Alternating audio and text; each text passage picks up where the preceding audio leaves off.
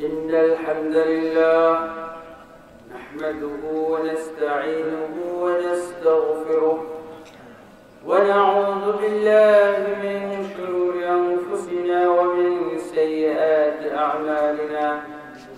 من يهده الله فلا مضل له ومن يضلل فلا هادي له. وأشهد أن لا إله إلا الله وحده لا شريك له. وأشهد أن محمدا عبده ورسوله. يا أيها الذين آمنوا اتقوا الله حق تقاته ولا تموتن إلا وأنتم مسلمون. يا أيها الناس اتقوا ربكم الذي خلقكم من نفس واحدة وخلق منها زوجها وبث منهما رجالا كثيرا ونساء. واتقوا الله الذي تساءلون به والأرحام إن الله كان عليكم رقيبا. يا أيها الذين آمنوا اتقوا الله وقولوا قولا سديدا يصلح لكم أعمالكم ويغفر لكم ذنوبكم ومن يطع الله ورسوله فقد فاز فوزا عظيما.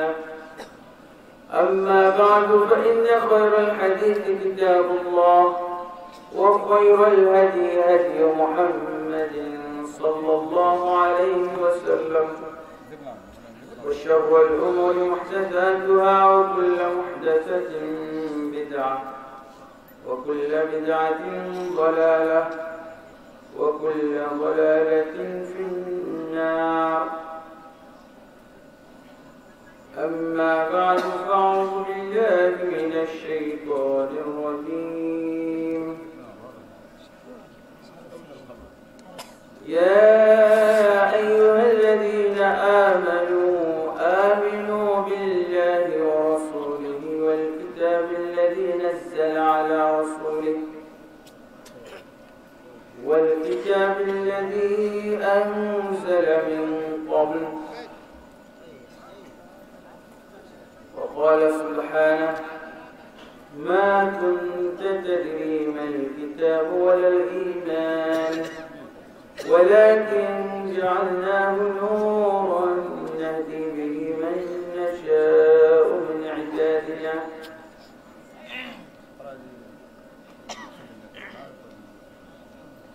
وقال النبي صلى الله عليه وسلم فاعلم أنه لا إله إلا الله. وقال سبحانه فاعلم أنه لا إله إلا الله. وقال رسول الله صلى الله عليه وسلم من مات وهو يعلم أنه لا إله إلا الله دخل الجنة.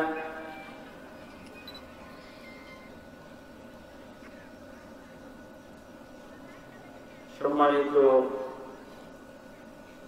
আজকের কালাই ময়নউদ্দিন উচ্চ বিদ্যালয় মাঠে আয়োজিত আব্দুল লতিফ তালুকদার ইসলামী পাঠাগার এবং বাংলাদেশ আহলে হাদিস জামাতের উদ্যোগে আয়োজিত বিরাট ইসলামী সম্মেলনে অত্যন্ত শ্রদ্ধাভাজন আমার উস্তাদ মুহতারাম আব্দুস সামাদ সালাফি সাহেব এবং এই মাহফিলে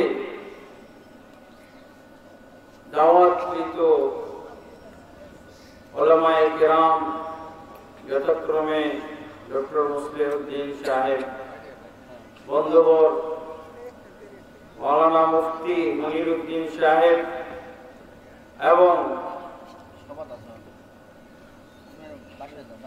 মাওলানা কফিলউদ্দিন বিন আমিন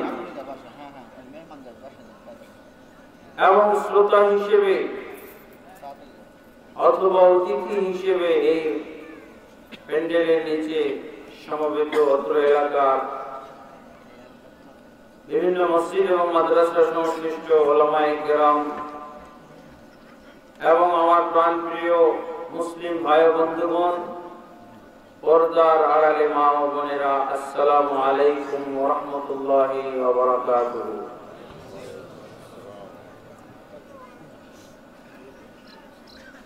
আল্লাহ তাবারক ওয়া তাআলার বারগাহে সর্বপ্রথম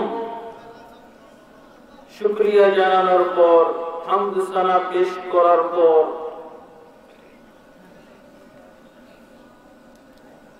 এই বিরাট ইসলামী সম্মেলনের আয়োজনে যারা রয়েছেন তাদের সকলের জন্য আল্লাহর কাছে দোয়া করি, আল্লাহ তাবারক ওয়া তাআলা তাদের জন্য এই শ্রমকে কবুল করে নেন এবং এই মাহফিলকে পরকালে নেকির পাল্লায় উঠিয়ে দেন এবং এই মাহফিলের ওসিলায় জন্য তাদের জন্য জান্নাত আল্লাহ তাবারক ওয়া তাআলা বরাদ্দ করেন এবং তাদের জন্য জাহান্নামকে হারাম করে দেন। আল্লাহুম্মা আমিন। আমরা যারা শ্রোতা এখানে উপস্থিত হয়েছি, আল্লাহ তাবারক ওয়া তাআলা আমাদের সকলকে আজকের এই মাহফিল থেকে আমরা যে জ্ঞান অর্জন করব, এই পর্যন্ত আমরা যে জ্ঞান কোরআন সুন্নাহ থেকে অর্জন করেছি এবং আমরা করব, এই জ্ঞানের আলোকে আল্লাহ তাবারক ওয়া তাআলা যেন আমাদের জান্নাতের পথ সুগম করে দেন এবং জাহান্নামের পথ বন্ধ করে দেন। আল্লাহুম্মা আমিন। বন্ধুগণ, আমার আলোচনার চরিত্র বৈশিষ্ট্য হয়তো অনেকেই জানেন, তারপরও আমি বলছি, আমি সাধারণত ইসলামের মৌলিক বিষয়ের উপরে আলোচনা করে থাকি, আকীদা বিষয়ের উপরে আলোচনা করে থাকি, তাওহীদ বিষয়ে আলোচনা করি, যা হচ্ছে ইসলাম ধর্মের ফাউন্ডেশন। ইসলাম ধর্মের ফাউন্ডেশন, যদি ফাউন্ডেশন ঠিক না থাকে তাহলে যত বড় বিল্ডিং হোক না কেন খুব তাড়াতাড়ি বিধ্বস্ত হয়ে যাবে, অথবা বিল্ডিং উঠানোই সম্ভব নয়, উঠানোর আগেই বিধ্বস্ত হয়ে যাবে। ঠিক ইসলামের ব্যাপারে একই কথা আমরা বলবো যে ইসলামের একটা ফাউন্ডেশন আছে। ইসলামকে যদি এই ফাউন্ডেশনের উপরে না গড়ে তোলা হয়, ইসলামের এই ফাউন্ডেশন যদি মজবুত না করা হয়, ইসলামের ফাউন্ডেশন যদি নিখুঁত নির্ভেজাল ঝামেলা মুক্ত না হয়, তাহলে আপনার ইসলাম, আপনার আমল, আপনার ইবাদত, আপনার দিনদারিতা সব কিছুই ঝুঁকির মধ্যে পড়ে গেল। আপনারা এদিকে মনোযোগ দেওয়ার চেষ্টা করেন। শুরু থেকে যদি বিষয়টা না শোনা যায় তাহলে কিন্তু অনেক সময় হয়তো আমরা ধারাবাহিকতা নষ্ট হয়ে যাওয়ার কারণে আর বুঝে তুলাইতে পারবো না। আর আমার এই আলোচনার ভিতরে দিয়ে একটা জিনিস পাওয়া যায়, সেটা হলো কি, আমরা যে ইসলাম চর্চা করে থাকি, যে ইসলাম পালন করে থাকি, এই ইসলাম চর্চার ক্ষেত্রে, পালনের ক্ষেত্রে যদি ভুল থেকে থাকে, এই ভুলের কারেকশন করে থাকি আমি। আমরা হয়তো চিন্তা করছি যে আমরা যে ইসলাম পালন করি, এই ইসলামের ভিতরে আবার ভুল কি আছে, কারেকশনের কি দরকার আছে। আচ্ছা, যদি আপনার আমার তিন পালনের ভিতরে ভুল থেকে থাকে, আর সেই ভুলের যদি আজকে আমরা কারেকশন নিয়ে নিতে পারি, এই ভুলের শুদ্ধতা যদি আমাদের আজকে মিলে যায়, তাহলে এটা কি আমাদের জন্য সৌভাগ্যের কারণ না? নাকি আমরা সেই জাহিলি যুগের লোকদের মতো বলবো, আমরা যা করে এসেছি, আমরা যেভাবে আমাদের বাপ-দাদাদেরকে পেয়ে এসেছি ওইভাবেই আমরা চলবো, আমরা নতুন করে কিছু শুনবো না, মানবো না। নাউযুবিল্লাহ, আল্লাহ যেন আমাদেরকে এরকম না করে।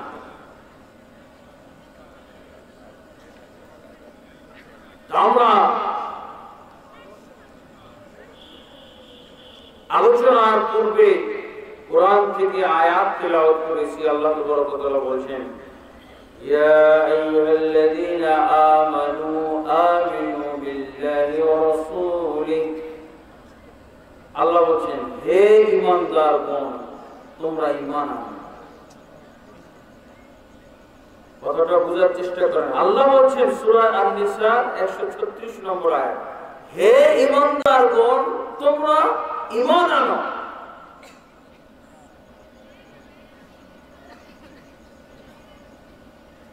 ঈমানদারদেরকে আল্লাহ ঈমান আনতে বলছেন, কি বোঝা যায়? তারপরে আল্লাহ বলছেন, হে ঈমানদারগণ, তোমরা ঈমান আনো আল্লাহর প্রতি এবং তার রাসূলের প্রতি।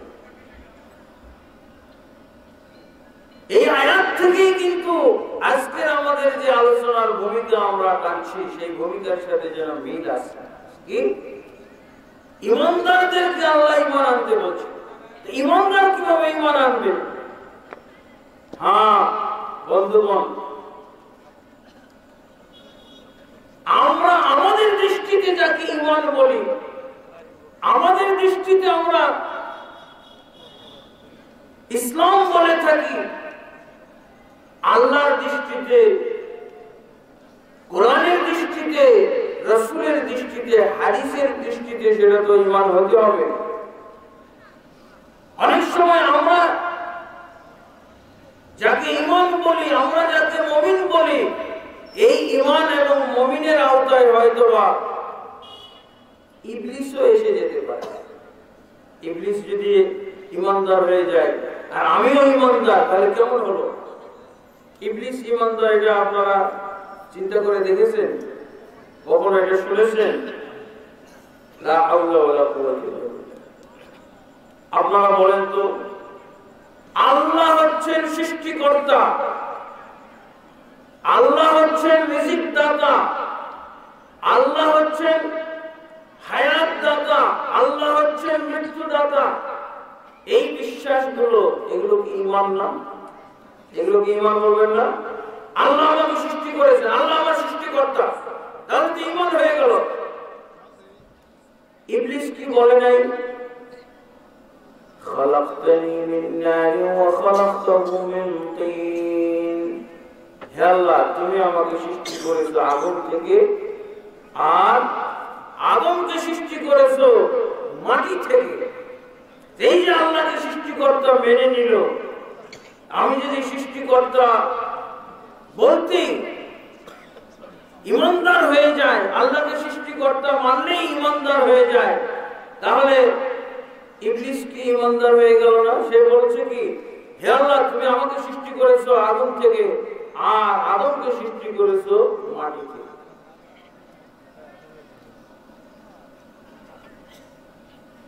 তাহলে কিভাবে তাকে ঈমান থেকে খারিজ করবেন?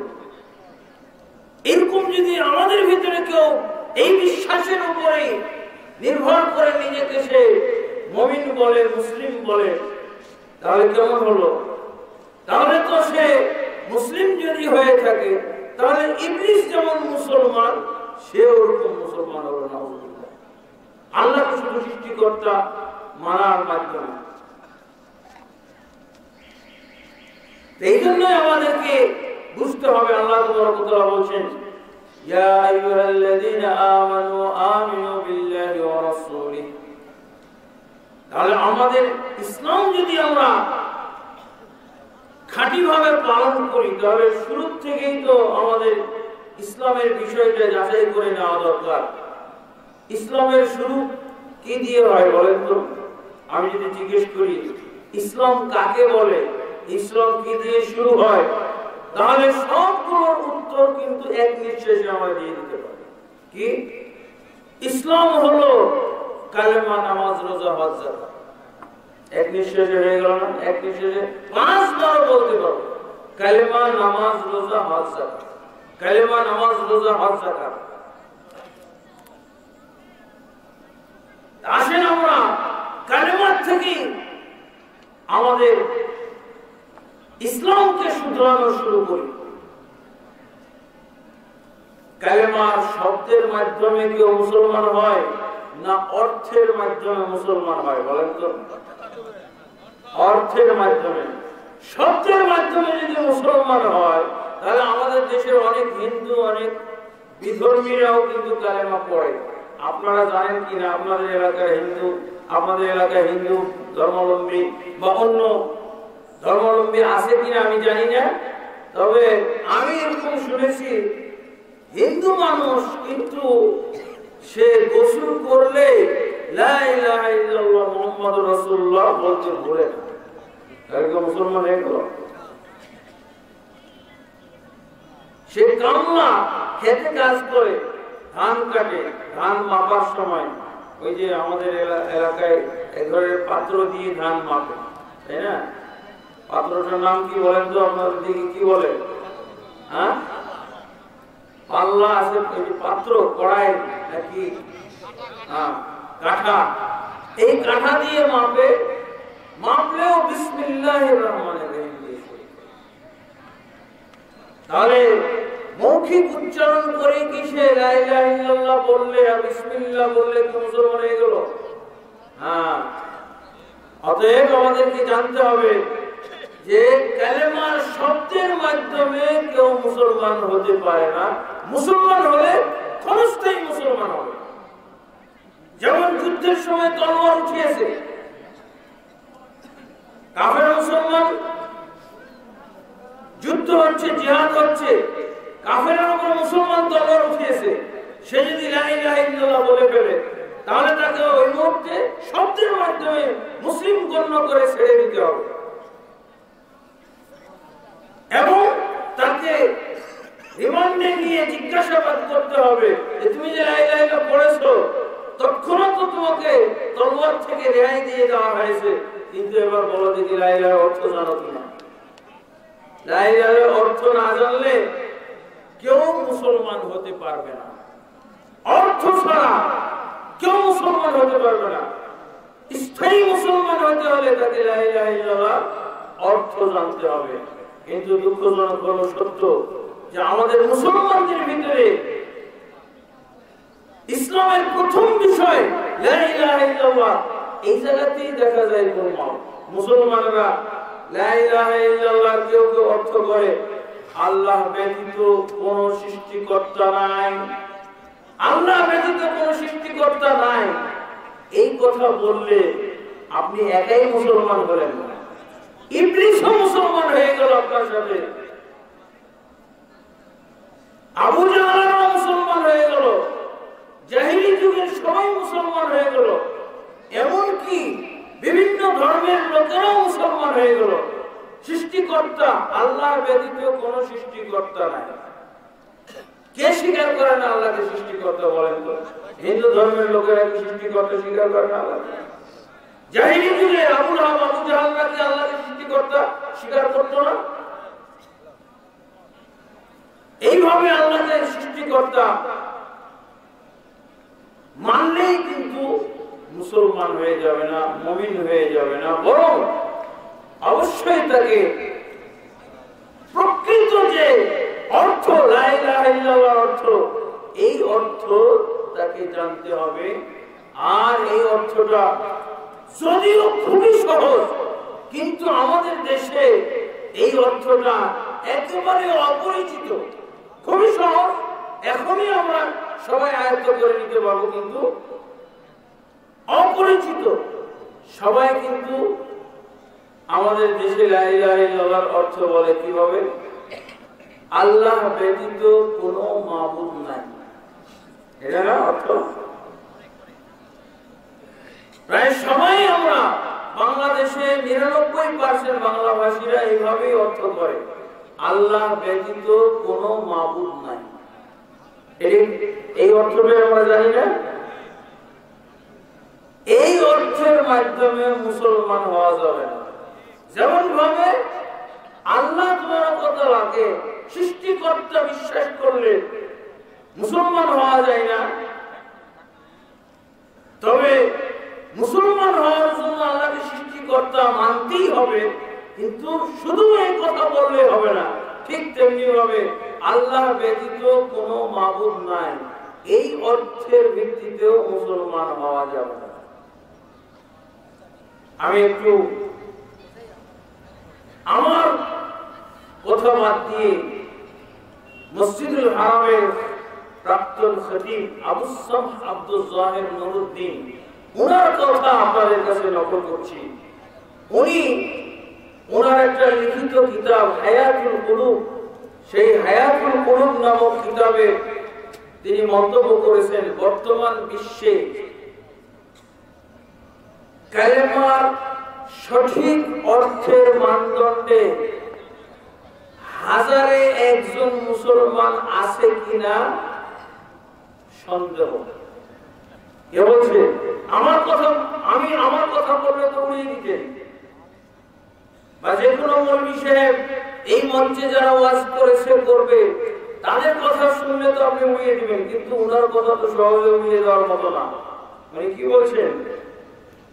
বর্তমান যুগে কালেমার সঠিক অর্থের মানদণ্ডে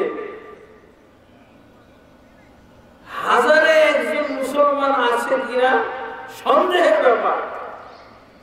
তাহলে 1999 জন মুসলমান, তাহলে কিসের মানদণ্ডে মুসলমান হলো?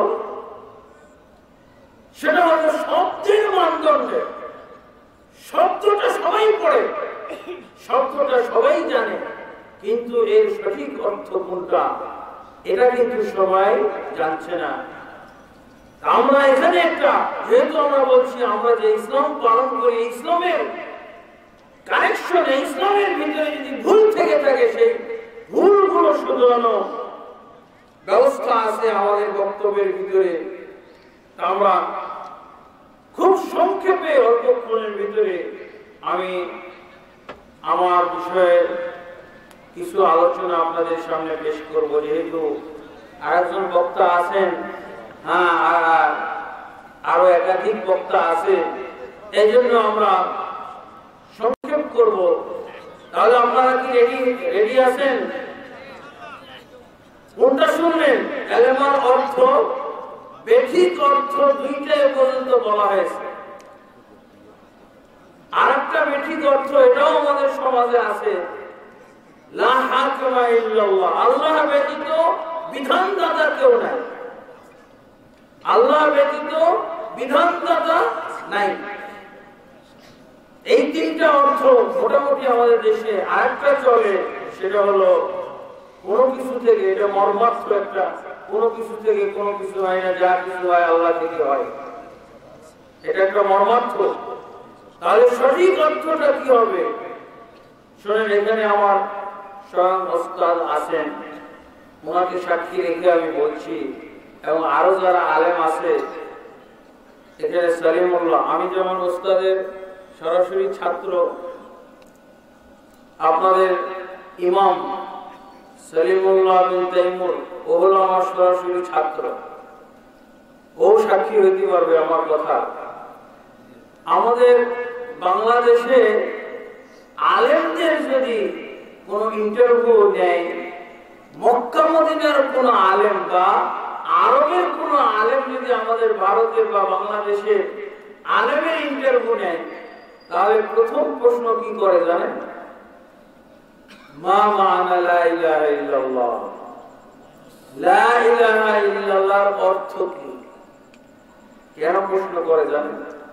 এই দেশে ওনারা হয়তো তাদের পূর্বের কোন আলেম তাদেরকে জানিয়ে দিয়েছে যে এই দেশে আলেমদের নিকটই লা ইলাহা ইল্লাল্লাহর অর্থটা নাই, সঠিক অর্থটা জানা নাই। তারা কি করে? প্রথম প্রশ্নই করে মা মানা লা ইলাহা ইল্লাল্লাহ, লা ইলাহা ইল্লাল্লাহর অর্থ কি? আলেম কি করে? তাহলে এটা কি সহজ কথা নাকি? আজকে আপনারা খুব কমন ওয়াজ শুনতেছেন, মনে করছেন লা ইলাহা ইল্লাল্লাহ শব্দটা কমন, কিন্তু আপনি জানেন আমাদের কাছে লা ইলাহা ইল্লাল্লাহ শব্দটা যত কমন আর যত সহজ আর যত পরিচিত, আরব দেশের সাহিত্যিকদের কাছে এত পরিচিত ছিল। এরা চিনেই নি লা ইলাহা ইল্লাল্লাহ। লা ইলাহা ইল্লাল্লাহ তারা চিনেই নি। কি বলেছিল? আজআলাল আলিহাতা ইলাহান ওয়াহিদা ইন্না হাযা লাশাইউন উজাব। যখন রাসূলুল্লাহ সাল্লাল্লাহু আলাইহি ওয়াসাল্লাম তাদেরকে দাওয়াত দিলেন, ইয়া আইয়ুহান নাস কুলু লা ইলাহা ইল্লাল্লাহ তুফলিহু, হে জনগণ তোমরা বলো লা ইলাহা ইল্লাল্লাহ, সফলকাম হয়ে যাবে। তখন তারা কি বলেছিল? আজআলাল আলিহাতা ইলাহান ওয়াহিদা ইন্না হাযা লাশাইউন উজাব। কি মুহাম্মদ সমস্ত মাবুদদেরকে এক মাবুদের ভিতরে সীমাবদ্ধ করে ফেললো? ভারী আশ্চর্যজনক কথা। কালেমা লা ইলাহা ইল্লাল্লাহ তাদের কাছে ভারী আশ্চর্যজনক কথা হলো যারা আরব সাহিত্যিক, যারা আরব পণ্ডিত, আর আরবি চূড়ান্ত যুগ ছিল সেই যুগটা, যে যুগে কোরআন নাযিল হয়। কোরআনের আরবির প্রাথমিক যুগ, আরবির চূড়ান্ত যুগ এবং আরবির অবক্ষয় যুগ, এই যে চলছে 400 হিজরির পর থেকে আরবি ভাষার অবক্ষয় যুগ চলছে। আরবি ভাষার ভিতরে মেলা ভেজাল ঢুকেছে, অনারব শব্দ ঢুকে যাওয়া, এটাও একটা আরবি ভাষার কিন্তু ভেজাল। এই জন্য যারা আরবি ভাষায় ডিকশনারি লিখেছেন ওনারা শহর থেকে, শহরবাসীদের থেকে 200 হিজরি পর্যন্ত আরবি শব্দ গ্রহণ করেছিলেন, আর গ্রাম অঞ্চল থেকে, পল্লী থেকে 400 হিজরি পর্যন্ত তারা আরবি শব্দগুলো লিখেছিলেন। রবীন্দ্রনাথ মুখ দিয়ে যা বলতো ওটি বাংলা ভাষা। হ্যাঁ, ওই দিন আগের কথা। নজরুল ইসলামের, কবি নজরুল ইসলামের মুখ দিয়ে যা বের হইতো ওটি হলো বাংলা। উনি ডিগ্রিধারী না, কিন্তু ডিগ্রি পাওয়া যায় না তাদের সাহিত্য না পড়ে। এরকম দেখেন শহরবাসী, আরবের শহরবাসীরা, শহরবাসীদের আরবিটা সরিক ছিল, একেবারে আসল ধারার উপরে, আসল বৈশিষ্ট্য সহকারে বিদ্যমান ছিল শহরগুলোতে, আরব দেশের শহরগুলোতে 200 হিজরি পর্যন্ত। এরপর 200 হিজরির পর আরবি ভাষার এই যে খাঁটিত্ব হারিয়ে যেতে থাকে, কারণ মক্কাতে, মদিনাতে অনারব লোকেরা এসে ঢুকলো না। সর্বপ্রথম কোথায় এসে ঢুকতো? সবাই শহরে এসে ঢুকতো, গ্রামে কম যাইতো। এই জন্য আরবি ভাষাটা গ্রাম অঞ্চলে, পল্লী এলাকায় অনেকদিন পর্যন্ত খাঁটি ছিল, একেবারে মূল ধারা, মূল বৈশিষ্ট্যের উপরে ছিল। অথচ এই চূড়ান্ত যুগের আরবি লোকেরা কি বলেছিল? সূরা সাদের মধ্যে আল্লাহ বলেছেন, ইন্না হাযা লাশাইউন উজাব। কালেমার কথা তারা বলছে যে এটা এমন একটা শব্দ, এমন একটা বাক্য, ভারী আশ্চর্য ধরনের বাক্য, কিন্তু আমাদের বাঙালিদের কাছে আশ্চর্য ধরনের বাক্য না, খুবই কমন, খুবই পরিচিত। এই বাক্য শুনলেই আমরা বুঝে ফেলি।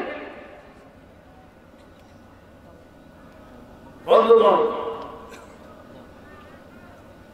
তাহলে এই বাক্যটার কি অর্থ আমাদের করতে হবে? এই অর্থ জানার কারণেই কিন্তু তারা এই বাক্যটাকে অপরিচিত জেনেছিল। বাক্যটার একটা অর্থ ছিল তাদের কাছে, সেই বাক্যের কারণে, সেই অর্থের কারণে তারা এই বাক্যটাকে এত অপরিচিত মনে করেছিল।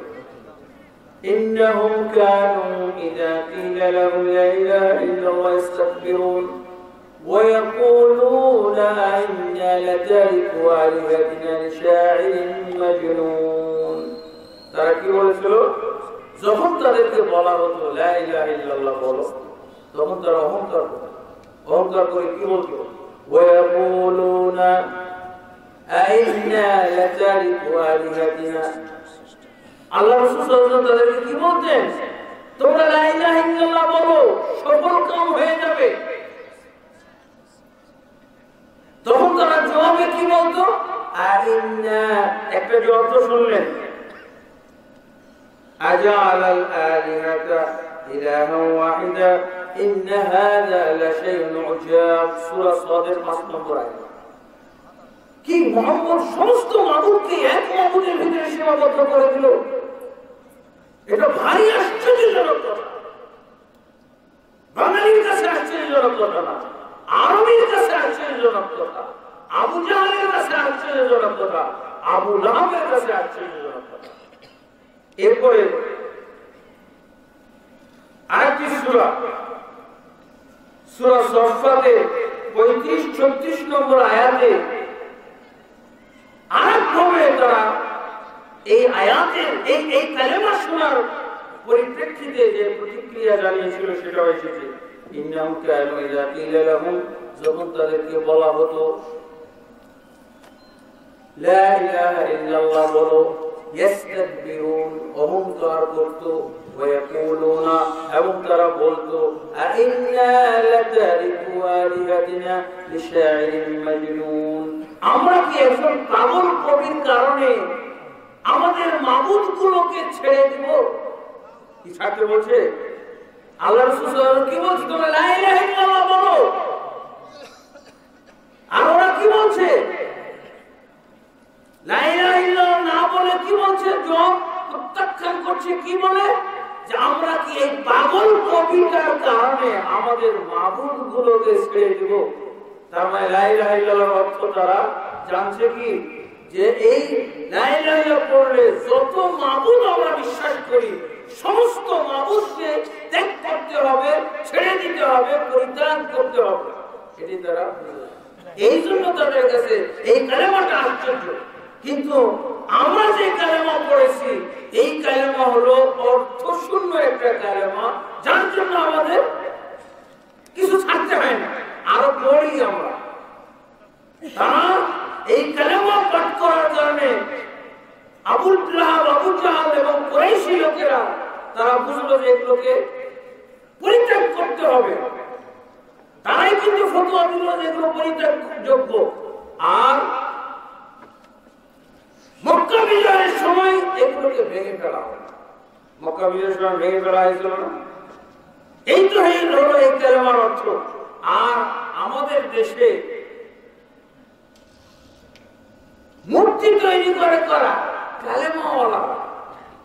কালেমাওয়ালারা মূর্তি তৈরি করে আর ওই যুগে কালেমা শুনেই তারা বুঝলো যে মূর্তিগুলো সব ভেঙে ফেলতে হবে আর বাস্তবে ভেঙে ফেলা হলো ওই দেশে ওই যুগে জাহিলিয়াত কাকে বলতো এগুলো বুঝবেন না জাহিলিয়াত কাকে বলতো জাহিলিয়াত একটা ভালো বিবিকে বলতো জাহিলিয়াত কিসের সাথে ওই যুগে চর্চা করা হতো জাহিলিয়াত কিসের সাথে ছিল প্রথম জাহিলিয়াত হলো শিরক এবং শিরকি আড্ডাখানা শিরকের কেন্দ্রবিন্দু শিরকের কেন্দ্রগুলো ছিল জাহিলিয়াতের আড্ডাখানা এই মূর্তি তৈরি করা তারপরে বিভিন্ন ধরনের মতবাদ এগুলি ছিল জাহিলিয়াতের উপাদান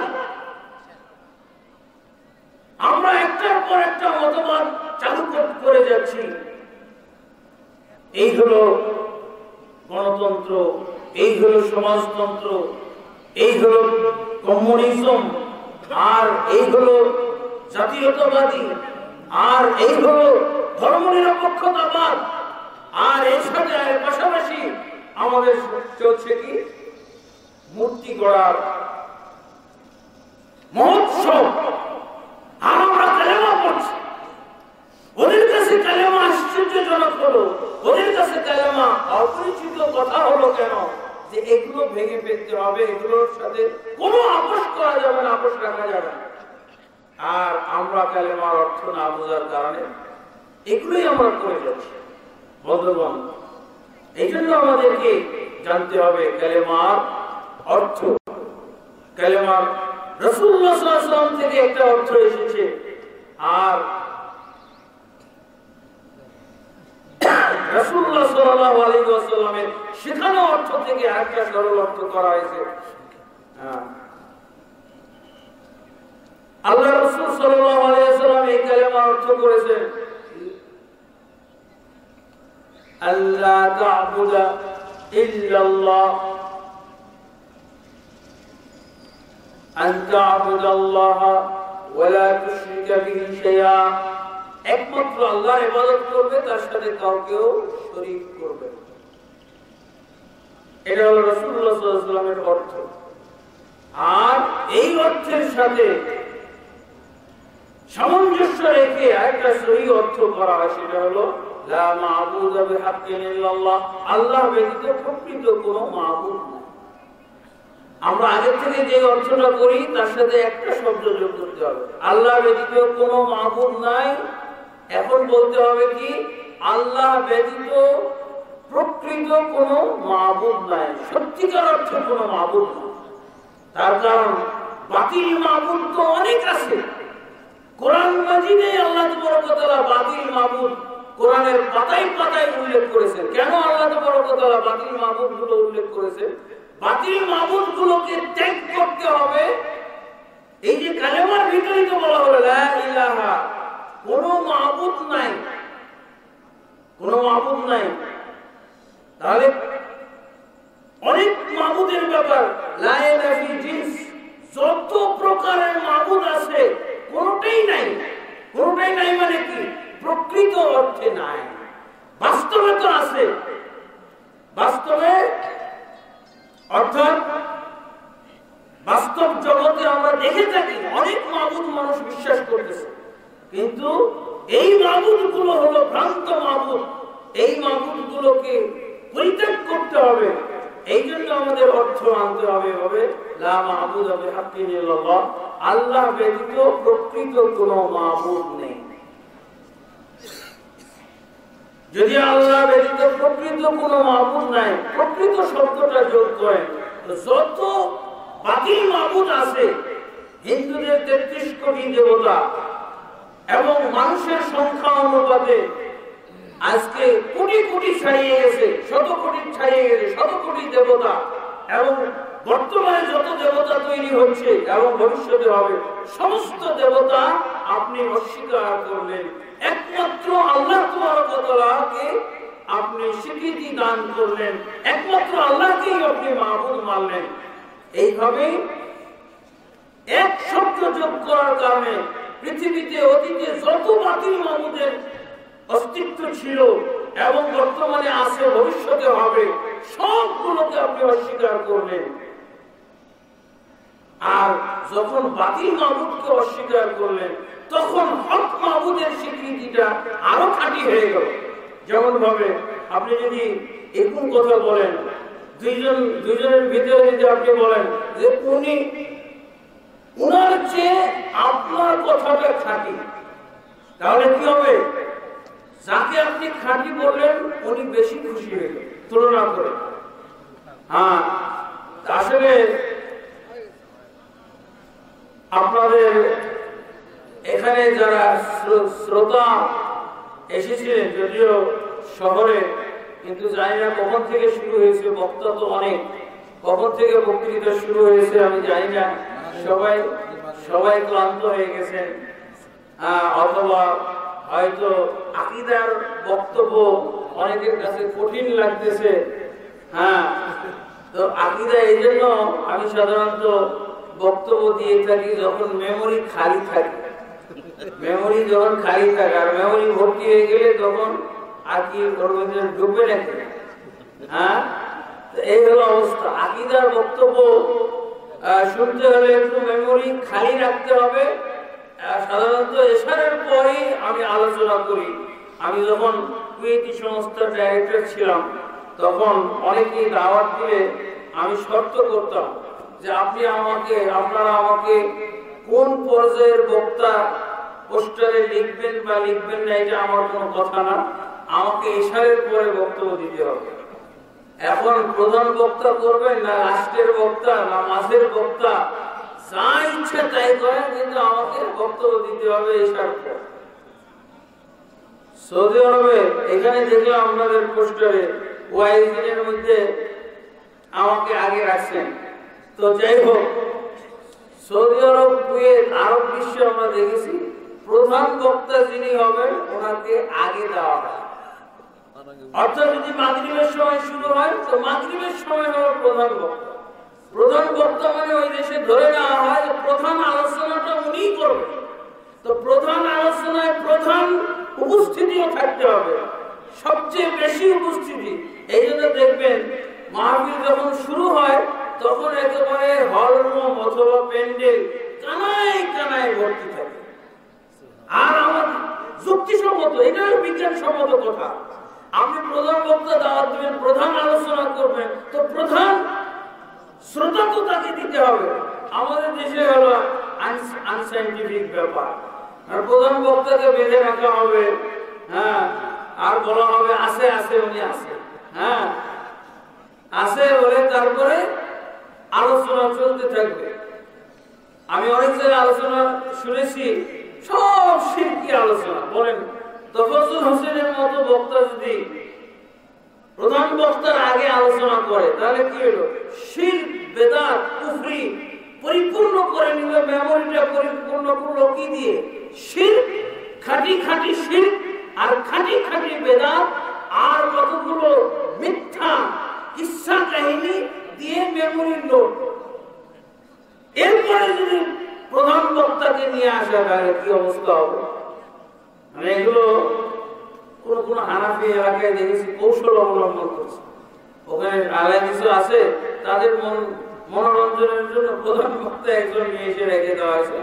আর এই যে শিরকের বক্তা, শিরক আর বেদাতের বক্তা দিয়ে এলাকার লোকজনকে জমাই দেওয়া হলো, আর ওদের মেমোরি ফুল করে দেওয়া হলো শুধু খাঁটি খাঁটি শিরক আর বেদাতি কথাবার্তা দিয়ে। আর প্রধান বক্তা এসে দেখে কিছুই নেই, প্যান্ডেলে কোনো লোকই নেই। এরকম হলো অবস্থা। যাক আলহামদুলিল্লাহ, একটু তো জানা হলো যে আমরা কালেমার সঠিক অর্থটা জানলাম। আল্লাহ ব্যতীত কোনো মাবুদ নাই, এটা হলো ক্রস। আল্লাহ ব্যতীত প্রকৃত কোনো মাবুদ নাই। আর এই অর্থের সপক্ষে সূরা লোকমানের 19 নম্বর আয়াত আপনারা দেখবেন, এখানে আল্লাহ এই আয়াতের ভিতরে তরজমা করে দিয়েছেন। এভাবে আমরা সালাতের ভিতরে প্রচলিত নিয়মে সালাত আর প্রকৃত নিয়মে সালাত কিভাবে আমরা আদায় করব, এর প্রত্যেকটা ইসলামের মৌলিক বিষয়গুলো উপস্থাপন করে এর মধ্যে কি ভুল আছে আর কি শুদ্ধ আমাদেরকে গ্রহণ করতে হবে, এটা যেমন হানাফিদের জন্য প্রযোজ্য, আহলাদিসদের জন্য প্রযোজ্য অনেক বিষয় আছে, প্রয়োজনীয় অনেক বিষয় আছে যেগুলো হয়তো আমাদের শোনা হলো না, আমাদের বলার সুযোগ হলো না। আমরা আসলে ওই যে আব্দুল রাজ্জাক সাহেব বলে না যে মানুষ আসলে অখাদ্য কুখাদ্য খেয়ে যখন অভ্যস্ত হয়ে যায় তখন আর সুখাদ্যটাই ভালো লাগে। কারণ আমাদের সমাজে এই ধরনের গীত, ইচ্ছা কাহিনী আর গজল, গান ইত্যাদি বলে মানুষকে মাতানো হয়, জমানো হয়। আর অনেক সময় জমানোর বিষয়টা এই জন্য হয় যে বক্তা যা বলতে শ্রোতা যা শুনতেছে কমন পড়ে যায়। বক্তা যা বলে এটা আমার আগেই জানা, গজল কোনটা বলতেছে এটা তো আমারও মুখস্থ, আমি তো রিপিটও করি অনেক সময়, বুঝেছিলেন? অনেক সময় বক্তার সাথে সাথে স্বর মিলায়, শুধু কান মিলাই না স্বরটাও মিলায়, যা উনি যা বলতেছে আমারও তা মুখস্থ, এই জন্য জমে যায়। আর যেই বক্তার কথা কমন পড়ে না, আমার জানা নাই, করে তো আমি স্বাদও পাই না, মজা পাই না। আসলে দরকার ওইটাই। যদি ডাক্তার চাহিদা মতো ওষুধ দেয়, যে তার রোগ অনুযায়ী ওষুধ না দেয়, তাহলে তো রোগী বাড়বে না, রোগ বাড়বে, রোগী বাড়বে, কিন্তু আরোগ্য কারো হবে না, সমস্যা থেকেই যাবে। যদি আমি বলি যে ডাক্তার সাহেব মিষ্টি ওষুধ, আর ডাক্তার সাহেব কি চাই আমার রুগী আসবে, তাহলে কি হবে? আসলে ডাক্তারের কথা হলো, ডাক্তারের কাজ হলো যা ওষুধ দিতে হবে তাই, যা প্রয়োজন তাই দিতে হবে। শ্রোতার চাহিদা অনুযায়ী দিলে রোগ ভালো হবে না, রোগ থেকেই যাবে। একটা ছিল আরো 2টা হবে, 3টা হবে, বাড়বে। আমাদের অবস্থাটা তাই হচ্ছে, ওয়াজও হচ্ছে আর আমরা ভুল ভ্রান্তি বিভিন্ন ধরনের সমস্যার ভিতরে, পাপকর্মের ভিতরে জড়িয়ে থাকতেছি, জড়িয়ে যাচ্ছি। আল্লাহ আমাদের সকলকে রহম করুন, আমাদেরকে আল্লাহ তাআলা দ্বীনের জ্ঞান দান করুন। হ্যাঁ, আলহামদুলিল্লাহ। আপনাদেরকে এখন আমাদের পরবর্তী বক্তার জন্য ছেড়ে দিচ্ছি। ওনার বক্তৃতা আপনারা শুনে যাবেন। আল্লাহ আপনাদেরকে তৌফিক দান করুন। আর আমি যতটুকু আলোচনা করলাম, পাশাপাশি কিছু বই পুস্তক আছে, বিশেষভাবে আমার হজের উপরে লেখা বই। এখন সবচেয়ে মোটামুটি বিশুদ্ধতম হজের বই আমি লিখেছি। ওটা আপনারা এলাকায় যারা হজে যাবেন, আমাকে একজন অবশ্য বলছিল ফোনের মাধ্যমে আপনার বইটা নিয়ে আসবেন, নিয়ে আসছি। আরও সাথে সাথে সহিহ বুখারী এবং অন্যান্য ইসলামিক গ্রন্থ আমার যেগুলো অনুদিত এবং সম্পাদিত সংকলিত আপনারা চাইলে নিতে পারেন, গাড়ির কাছে আছে। আল্লাহ আপনাদের সকলকে তৌফিক দান করুন। সুবহানাকাল্লাহুম্মা ওয়া বিহামদিকা আশহাদু আল্লা ইলাহা ইল্লা আনতা আস্তাগফিরুকা ওয়া আতুবু ইলাইক। আসসালামু আলাইকুম ওয়া রাহমাতুল্লাহি ওয়া বারাকাতুহু।